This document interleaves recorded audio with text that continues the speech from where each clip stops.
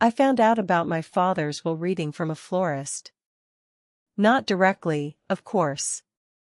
I found out because I had gone into Pemberton's on the Tuesday to order white ranunculus for his memorial, and the girl behind the counter, a sweet, entirely blameless girl named Katie who had no idea what she was about to do to me, said, "Oh, are you coming to the house Thursday as well?" Mrs. Langley's ordered an enormous arrangement for the drawing room. She said it needed to look appropriate for the reading. I remember the exact weight of the ranunculus stems in my hand, still damp from the bucket, and the particular stillness that comes over you in the half-second before you understand that something has gone quietly, catastrophically wrong. The reading, I repeated. The will reading. Thursday at 11, I think she said. Sorry, I assumed, since your family, I told her it was fine, and paid for my flowers, and walked back out into the grey October street with my heart doing something strange and arrhythmic in my chest, because I had not been told. Nobody had told me. My father had died 11 days earlier, and his will was being read in 3 days' time, in the drawing room of the house I had grown up in, and I, his daughter, had learned of it from a florist's assistant who had assumed I already knew. My name is Beatrice Langley. Everyone except my father called me B. He was the only one who ever used my full name, and always with a particular warmth, as though Beatrice were a gift he alone had the right to unwrap. I was 31 years old, and on that grey Tuesday in October, standing outside Pemberton's with a bunch of ranunculus going soft in my hand, I understood, before I had a single piece of evidence to support it, that something had been done to me, quietly, deliberately, and by someone who knew exactly what they were doing. To understand how I came to be excluded from my own father's will reading, you first need to understand the shape of my family, because nothing in this story happened by accident, and very little of it happened quickly. Betrayal, I have come to learn, is rarely a single blow. It is usually a slow accumulation of small, deniable choices, each one so minor on its own that objecting to it would make you seem unreasonable, until one day you look up and find yourself standing entirely outside a life you thought you still belonged to. My mother, Helena, died when I was 9. A car accident on the A303, on her way back from visiting her sister in Devon. My father, Gerald Langley, was 38 at the time, already a reasonably successful man. He had built a small but respected publishing house, Langley Vance, specializing in nature writing and quiet, literary memoir, the kind of books that never top the bestseller charts but that people keep on their shelves for decades, and he was, for 2 years after my mother's death, entirely unmoored. I remember those 2 years mostly as a series of overcooked dinners and a father who forgot, more than once, to collect me from school, not out of cruelty but out of a grief so total it seemed to have eaten his short-term memory whole. When I was 11, he married Vanessa. I want to be careful here, because it would be easy to make Vanessa into a stock villain, and she was not that, not for a long time, not really even at the end. Vanessa is, a handsome, capable, socially fluent woman who had been widowed young herself, with a son, Piers, 2 years older than me, from her first marriage. She brought order back into our house. She brought a housekeeper, a proper school run, dinners that were not overcooked, and for a while, I want to be fair about this, she brought something that felt, if not quite like love, then at least like competent, reliable care, which is not nothing, to a grieving 11-year-old. What Vanessa also brought, though it took me 2 more decades to fully see the shape of it, was Piers, and later, once she and my father had a child of their own, my half-sister Camilla, and a slow, patient, entirely undramatic redrawing of whose house this actually was. The redrawing was never done in a single stroke. That is the thing I most want you to understand, because I think it is the thing that makes this kind of story true rather than merely dramatic. Nobody ever told me, outright, that I mattered less. It was done, instead, in 1,000 small calibrations, the way water reshapes a coastline, imperceptibly, from any single day's vantage point, and yet, over years, entirely.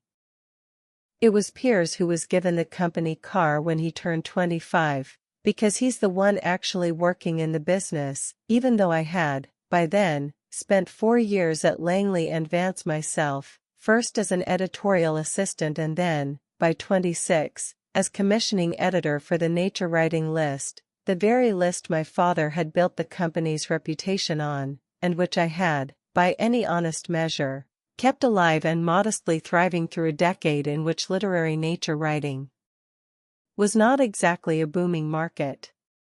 It was Camilla whose 21st birthday was marked with a party for 120 guests at a hotel in Bath, while mine, 5 years earlier, had been dinner for 8 at the house, which I had not minded at the time. I am not, by temperament, a person who wants 120 guests, but which I noticed, cataloging it later the way you catalog evidence, formed part of a pattern rather than standing alone.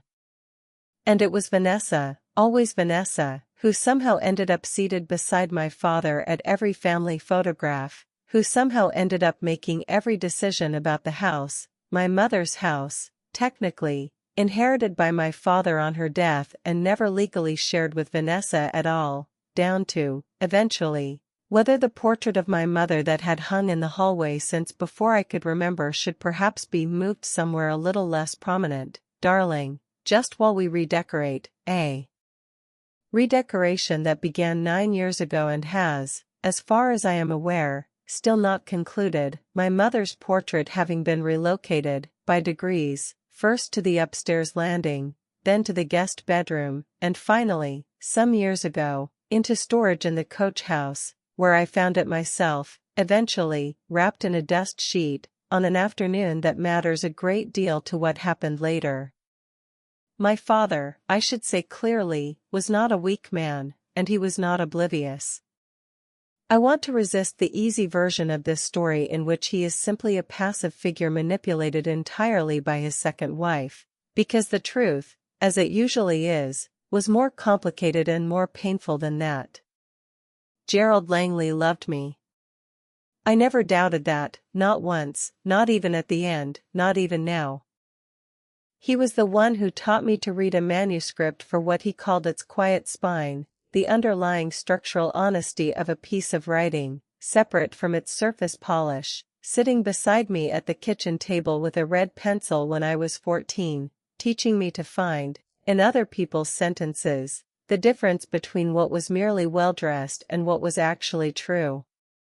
He was the one who took me to Hartwell Cottage in Dorset for my 16th birthday because I'd once mentioned, in passing, loving the Woodlanders, and who remembered, for the rest of his life, small things I had said in passing, and brought them back to me years later as gifts. But he was also a man who, after my mother died, had built his entire remaining domestic peace around not having to manage conflict, and Vanessa, I think, understood this about him with a precision that was almost admirable, in the way a skilled negotiator is admirable even when you are the one losing the negotiation. She never asked him to choose between his children outright. She simply made choosing me, at any given moment, marginally more effortful than choosing Piers or Camilla, and my father, tired in the particular bone-deep way that long grief leaves a person, generally took the path of least effort, without, I think, ever fully registering the pattern he was participating in. I confronted him about it exactly once, 4 years ago, after the car business with Piers, sitting in his study at Langley Vance among the manuscripts he still insisted on reading in hard copy, with his red pencil close at hand out of habit even though his eyesight had begun, by then, to fail him. "Do you know," I said, "that I have never once, in 20 years, had something given to me before it was given to Piers or Camilla? Not once. I've had seconds my whole life, Dad, and I don't think you've ever noticed, because you're not the one having them." He was quiet for a long moment, turning his pencil over in his fingers. "That's not entirely fair," he said, eventually, though his voice had none of its usual certainty. But it's not entirely unfair either, and I'm ashamed that I can't tell you, right now, which parts are which. I love you exactly as much as I love your sister. I don't think I've shown it as well. I'll do better. He did try, in small ways, over the following years, a lunch, just the two of us, more often than before, a note left on my desk once praising a manuscript I'd acquired, which he'd read overnight without telling me, an offer, 18 months before he died, to make me a director of Langley and Vance alongside Piers, an offer that was somehow, in the way of these things, quietly shelved after Vanessa pointed out, at dinner, that it might cause difficulties, given how close Piers and the senior team already are. I did not become a director. I remained commissioning editor. And I told myself, because it was easier than the alternative, that it did not matter very much, as long as my father and I still had our lunches, our notes, our shared understanding of a manuscript's quiet spine. Then, in September, he had a stroke at his desk, and 11 days later, he was gone, and I discovered, standing outside a florist's shop with wilting ranunculus in my hand, that whatever ground I thought I still held in that family had apparently been sold out from under me while I wasn't looking. I did not ring Vanessa in a rage. I want to establish that clearly, at the outset, because I think it is the most important fact about how I behaved over the following weeks, and I am not saying it to sound virtuous, I am saying it because it was, in the moment, an act of considerable will, and I think that will matters. I went home, and I put the ranunculus in water, and I sat at my kitchen table for a long time, doing what my father had taught me to do with a difficult manuscript, reading past the surface, for the quiet spine underneath. What, I asked myself, would actually be served by ringing Vanessa and demanding to know why I hadn't been told? At best, an apology I would not fully believe. At worst, a version of events reshaped, in real time, into something that made my exclusion sound accidental, reasonable, my own fault for not asking sooner. I did not yet have enough information to know which. So I decided, sitting there with my tea going cold, to gather information before I asked a single question aloud. I rang the family solicitor's office the next morning, not Vanessa, not Piers, but Mr. Alastair Thorne, who had handled my father's affairs, and my grandfather's before him, for the better part of 40 years, and who had known me since I was a child sitting cross-legged on his office floor while my father discussed contracts above my head. Mr. Thorne, I said, keeping my voice level, I understand there's a reading of my father's will on Thursday. I wonder if you could confirm the time, as I don't seem to have received the details. There was a pause on the line, not a long one, but long enough that I noted it, the way you note a hesitation in an author's prose, the place where the sentence almost went somewhere else before correcting itself. 11 o'clock, Beatrice, at the house, he said. Forgive me, I had assumed you'd been informed. I sent the notification to the address Mrs. Langley provided for all beneficiaries. I'll have my assistant check it went to the right place. Beneficiaries. I noted that word too, and the fact that Vanessa had been the one supplying the address list. That would be helpful, I said. Thank you, Mr. Thorne. I'll be there Thursday regardless. I hung up, and sat with the word beneficiaries for a long while, turning it over the way my father had taught me to turn over a sentence that didn't quite ring true, and I thought, she had my address. She has always had my address. This was not an oversight. I want to tell you about the two people who helped me, in those 3 days before the reading, because this is not only a story about betrayal, it is also, in its way, a story about the particular grace of people who choose, quietly and without fanfare, to be decent when it would cost them nothing to look away instead. The first was Judith Fenwick, who had been my father's secretary at Langley and Vance for over 30 years, and who rang me herself on the Wednesday evening, her voice careful in a way I recognized immediately as the voice of someone choosing her words with great precision. Love, I don't know if this is my business to raise, but I thought you should know. Your father came in to see me, privately, about 6 weeks before he died. He asked me to type something up for him. A letter. He was very particular that I not mention it to anyone in the family, and I've kept that promise, but he's gone now, and I think he'd want you to know it exists, even if I don't know what's in it. Do you know where it went? I asked, very carefully, my pulse audible in my own ears. He took it with him. Sealed. I assumed it went to Mr. Thorne, along with everything else, but I couldn't say for certain. I thanked her, and I did not ask her to break any further confidences, because I did not want her decency toward my father repurposed into a betrayal of her own. But I held on to that piece of information the way you hold on to the first solid clue in a manuscript that isn't yet making sense, a letter, 6 weeks before he died, deliberately kept from the family. The second person was my cousin Freddie, my mother's sister's son, the one relative on my mother's side who had remained close to our family after her death, largely because he and my father had bonded, unexpectedly, over a shared passion for drystone walling of all things, an eccentric hobby that had somehow survived my mother's death and Vanessa's arrival both.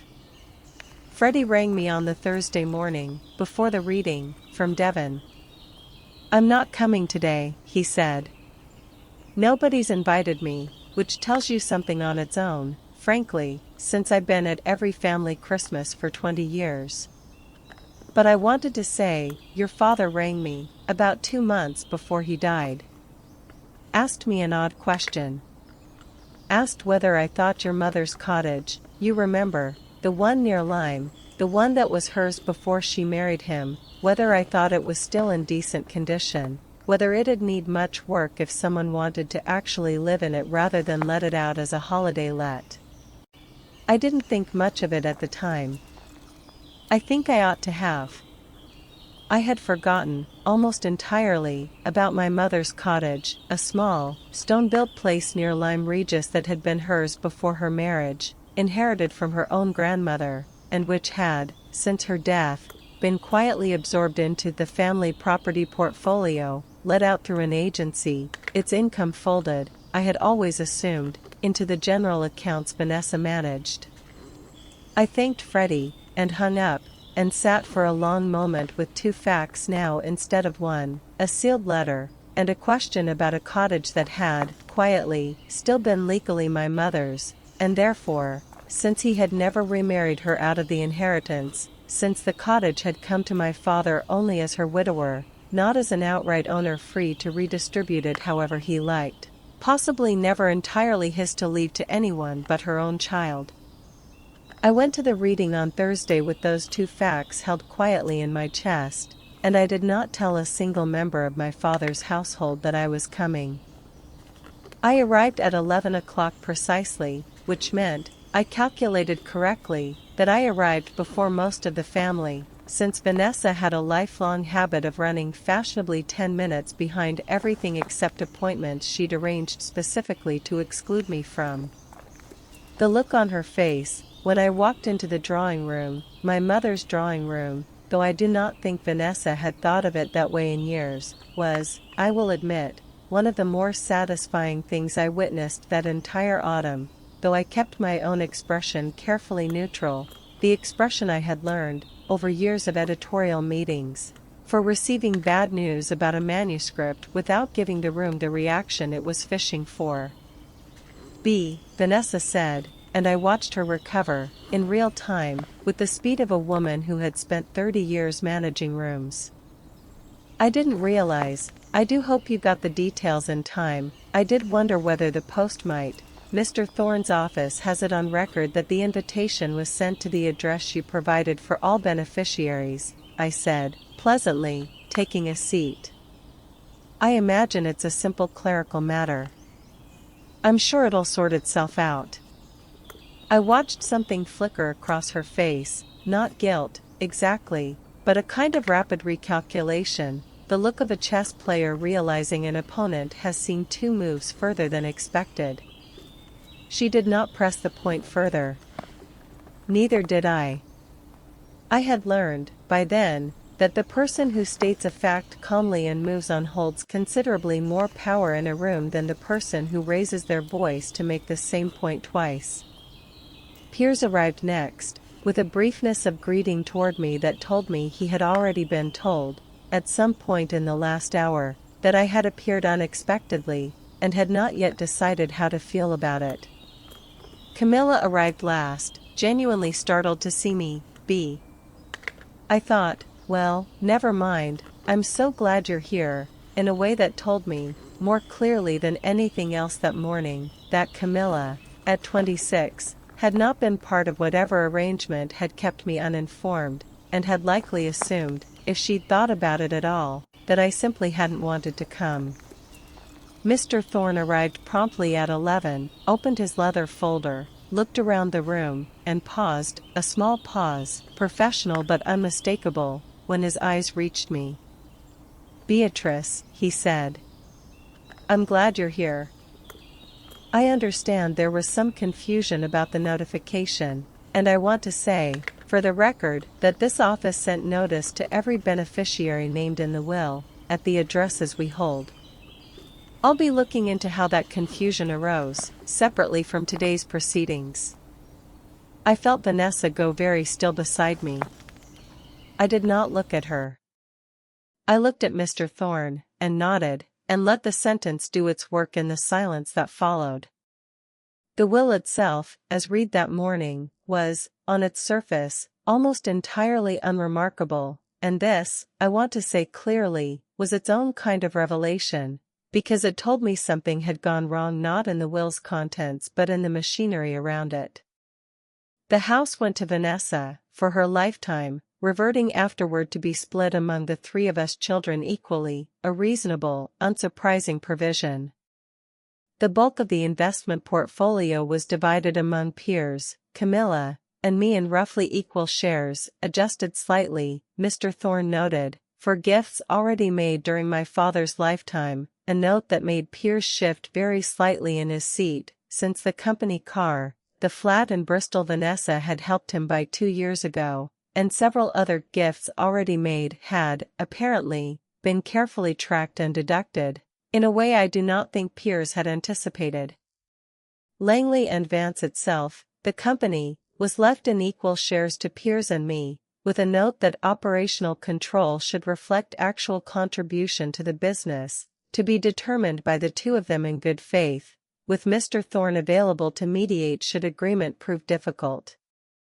I noted, and filed away, the deliberate absence of any assumption that Piers alone should run it. And then Mr. Thorne reached the final provision, and paused again, in a way that made the whole room go quiet before he had even spoken. "There is a specific bequest to Beatrice," he said, "of the cottage known as Hartwell Cottage, near Lyme Regis, which the deceased notes in the will was her mother's before it was ever mine, and hers by right long before it is anyone's by my choosing. The bequest is unconditional and takes effect immediately upon probate." I felt, hearing that sentence, something in my chest loosen that had been clenched, I think, since I was 9 years old and my mother's portrait began its slow migration toward the coach house. But it was the sentence that followed, the very last thing Mr. Thorne read that morning, that changed the shape of everything that came after. The deceased has also noted, for the record, that a supplementary letter exists, held separately by this office under seal, to be opened only in the event of a specific written request from Beatrice Langley, and by no other party. I looked up. Vanessa's face had gone the particular shade of pale that no amount of 30 years' composure can fully disguise. I did not ask for the letter that day. I want to be honest about why, because I think it says something true about who I had become by then, or perhaps who I had always been and had simply not had cause to discover, I did not want to open something that important in a room full of people watching my face for a reaction.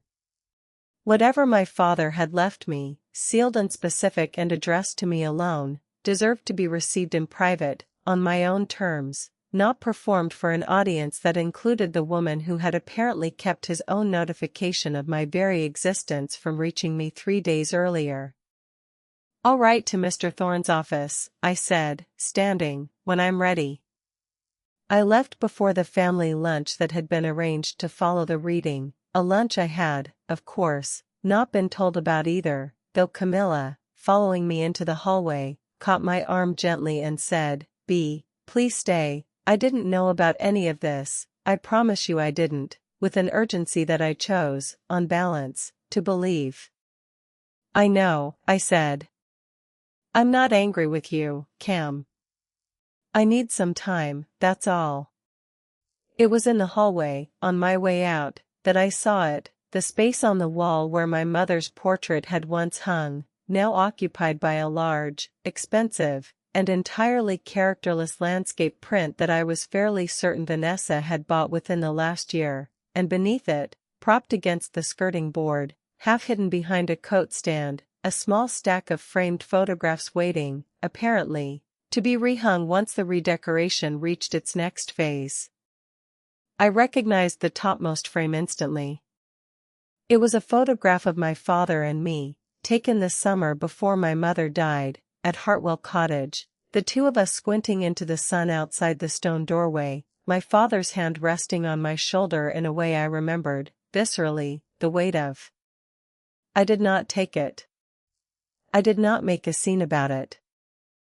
I simply looked at it for a long moment, filed it away in the same quiet place where I was keeping the word beneficiaries and the sealed letter and Freddie's question about the cottage's condition, and I walked out to my car, and drove home, and let myself cry properly, finally, for the first time since my father had died, not from anger, but from the strange, complicated grief of realizing how much of my exclusion had been quietly engineered, and how much of my father's love, right up to the end, had been fighting, in small sealed provisions and careful legal language, to reach me anyway. I requested the letter 8 days later, once I felt steady enough to read it without an audience and without, I admit, wanting to give Vanessa the satisfaction of watching me struggle through it in real time. Mr. Thorne met me himself, in his office, and handed me a plain envelope, my name written across it in my father's handwriting, the same handwriting that had once filled the margins of manuscripts with notes about quiet spines, now visibly less steady than I remembered, the letters slightly larger, slightly more effortful, evidence, I understood with a fresh ache, of a hand already beginning to fail. I read it alone, in my car, in the solicitor's car park, because I found, in the end, that I could not wait even the 20 minutes it would have taken to drive home. "My dear Beatrice, if you are reading this, I have died, and I am sorry, for that, obviously, but more specifically for something else, which I have not had the courage to say to your face while I still could, and which I am now committing to paper because paper does not flinch the way I have flinched, for years, at the thought of this conversation. I have watched, for a long time now, the pattern of your life within this family, and I want you to know that I saw it. I am not writing to excuse myself, I do not think I can be excused, not entirely, but I want you to know that your father was not blind, only tired, and cowardly in the specific, unglamorous way that grief makes a person cowardly, unwilling to disturb a fragile peace, even at the cost of a truth his daughter deserved. 6 months ago, I asked Mr. Thorne to review, quietly, the accounts of Langley and Vance for the previous 3 years, because I had begun to notice discrepancies I did not want to believe, in figures Piers had been presenting to me as evidence of the company's health. I will not set out the details here, Mr. Thorne has them, should you ever need them, and I have left instructions that he is to make them available to you and to you alone, should you request them. I will say only this, I do not believe your brother acted from malice. I believe he acted from a kind of desperation I should have noticed sooner, and from an assumption, one I fear I taught him, without meaning to, that the family's resources existed primarily for his use, an assumption I never once had cause to teach you, because you never once gave me reason to think you needed teaching.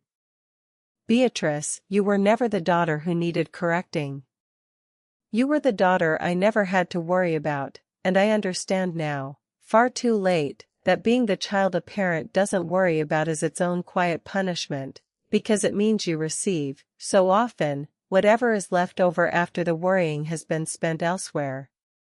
The cottage is yours because it was always, in every way that mattered, your mother's, and I have loved you enough, I hope, across 31 years, even when I showed it clumsily, even when I let a peaceful house matter more than a fair one, to want you to have the one piece of this family that was never touched by anyone's hand but hers and, eventually, yours.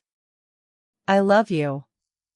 I am sorry it took a letter, opened after I am gone, to say plainly what I should have said, calmly and often, while I was still able to say it to your face. Your father, always, Gerald. I sat with that letter for a long time before I did anything at all, and what I want to say about what I did next is this: I did not ring Piers in a fury, brandishing accusations. I did not tell Vanessa what I now knew. I did what my father, in his own halting, imperfect way, had taught me across a lifetime of manuscripts. I went to find the quiet spine of the thing, the actual structure of truth underneath the surface, before I said a single word aloud. I rang Mr. Thorne, requested the accounts he had reviewed for my father, and read them, over the following week, with the forensic patience of someone who had spent a decade learning to read past what an author wanted you to believe toward what the sentences actually revealed. What I found was not dramatic in the way courtroom dramas are dramatic. It was, instead, a story I recognized immediately, because it had the same shape as Charles Pemberton's story might have had my father not caught it in time, a shape I have come to think is simply the shape betrayal usually takes when the betrayer is not a monster but merely a person who found it easier, for a long time, to believe a convenient story about their own entitlement than to examine it honestly.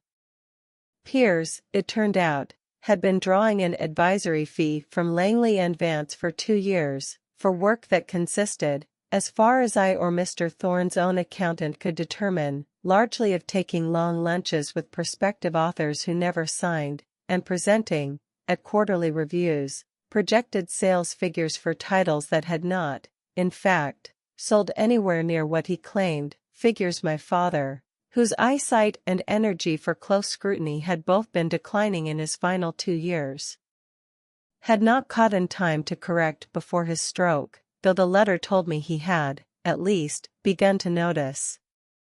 Piers had not stolen outright, the way Charles Pemberton had. He had simply, quietly, inflated his own value to the company that had always treated him as its natural heir, in a way that had begun, subtly, to cost the business real money, money that would, eventually, have had to come from somewhere, and which had, in fact, already begun coming from a reduction in the advances offered to new authors on my own list, a reduction I had noticed over the past 18 months and had assumed, wrongly, was simply the market tightening. I did not confront Piers at a family dinner. I asked him to meet me, instead, at a coffee shop near the Langley Vance offices, neutral ground, on a Tuesday afternoon, and I brought with me not accusations but the actual figures, laid out plainly, and I asked him a single question. "Do you want to tell me what happened here?" I said, sliding the folder across the table, "or would you rather I ask Mr. Thorne to walk me through it formally, with the company's other directors present?" I watched him go through several visible stages in the space of about 10 seconds, surprise, calculation, something that might have been the beginning of a denial, and then, finally, something closer to exhaustion, the particular exhaustion of a person who has been maintaining a story for a long time and has, at last, been given permission to stop. "I never meant for it to become what it became," he said, quietly.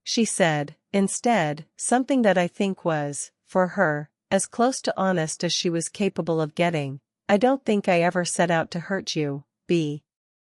I think I set out to protect what I had, and I didn't count the cost of it carefully enough, and I'm not sure I know how to make that right now, this late. I did not need her to make it right. I had already, by then, begun making my own life right instead. Hartwell Cottage, when I first walked through its door after probate concluded, 6 months after my father's death, was exactly as I remembered it from that photograph half hidden behind a coat stand, small, stone-walled, a little cold, in need of a new roof and considerable love, and unmistakably, entirely mine. I found, in the small study at the back, a box of my mother's things that had apparently sat untouched since before her death, letters, a few sketchbooks, a diary from the year before she married my father, in which, to my quiet astonishment, I found a single line that has stayed with me since. Bought the cottage outright today with my own savings, not a penny of anyone else's. There is something in owning a thing entirely yourself that I think every woman should have the chance to feel at least once. I have spent the 18 months since restoring it, slowly, on weekends, learning to lay a stone wall properly from a builder Freddie recommended, learning the particular satisfaction of work that shows its results honestly, without pretense, the way a well-edited manuscript does. I am, now, a director of Langley Vance, properly, formally, with my name on the paperwork rather than merely implied by an equal shares clause someone might have quietly ignored. Piers and I run the company together, more honestly than either of us managed before, and the nature writing list I built has, this year, had its best sales in a decade, on the strength of a memoir I acquired myself, about a woman rebuilding a derelict cottage on the Dorset coast, which I did not, I promise you, commission as a metaphor, though I noticed the resonance the moment I read the first chapter and signed the contract within the week regardless. My mother's portrait now hangs in the front room of Hartwell Cottage, restored, properly lit, exactly where I can see it from the kitchen table each morning while I have my tea. I think often about that Tuesday outside Pemberton's, ranunculus wilting in my hand, learning from a stranger about a meeting I should have been the first to know of. I think about how easy it would have been, in that moment, to ring Vanessa and scream, to arrive at the reading and make the kind of scene that would have given everyone in that drawing room a story to tell for years. Do you remember when B found out and completely lost it, a story that would have let Vanessa, in the retelling, become the reasonable one, managing a hysterical daughter, rather than the woman who had quietly engineered the exclusion in the first place? I chose, instead, the slower and harder thing, to gather the truth carefully, to ask my questions calmly, to let people reveal themselves in their own words rather than putting words in their mouths for them, and to make my decisions, in the end, from a place of dignity rather than fury. It did not feel dramatic, living through it. It felt, most days, like patience worn thin and stretched further than I thought it could go. But I understand now, looking back, that it was the only version of this story in which I came out the other side still able to recognize myself. My father was not a perfect man. He let me become invisible in small ways, for years, because it was easier than the alternative, and I have had to make my peace with loving someone whose love for me, however real, was not always brave enough to be visible. But in the end, in the only way he had left available to him, in ink, in a sealed letter, in a stone cottage that had always, quietly, been waiting for me to come home to it, he told the truth. And I have come to think that a truth told late, and imperfectly, and at real cost to the person telling it, still counts for something. Perhaps it counts for a great deal. I did not get revenge on anyone in this story, not in the way revenge is usually understood. I got, instead, something I think matters more, an accurate accounting of who I actually was to the people around me, and the quiet, considerable strength of finding out I did not need any of them to agree with that accounting in order to build a life around it. I am 33 now. I own a cottage by the sea that was my mother's before it was mine, and no one's before that but hers alone. I run a publishing house my father built, honestly now, with my brother, who is trying, in his own imperfect way, to become someone worth trusting again. I see my sister often, and my stepmother rarely, and I have found, to my own surprise, that this arrangement suits me perfectly well. And I have learned, in the end, the thing I think my father was trying to teach me all along, in manuscripts and in stone walls and in a letter I nearly didn't ask to read, that the people who matter will find a way to make sure you know it, even if it takes them a lifetime, or a letter, or a cottage by the sea to finally say it plainly, and that you are always, always allowed to stop waiting politely to be included, and simply go and claim, quietly and with your head held high, the things that were rightfully yours all along. Thank you for staying until the end of BE's story. If it left you with anything, I hope it is this: you do not need to shout to be taken seriously, and you do not need revenge to receive justice. Gather your truth quietly. Ask your questions calmly. And when you find it, act from dignity rather than fury, because dignity is the one thing no one can ever quietly write you out of. If someone in your own life has made you feel like an afterthought, let this be your reminder: you are allowed to stop waiting for an invitation to your own life. Claim your seat at the table, or, if it comes to it, build your own table entirely. If this story moved you, stay a while longer, there are more like it waiting. Until next time, take care of your own peace first.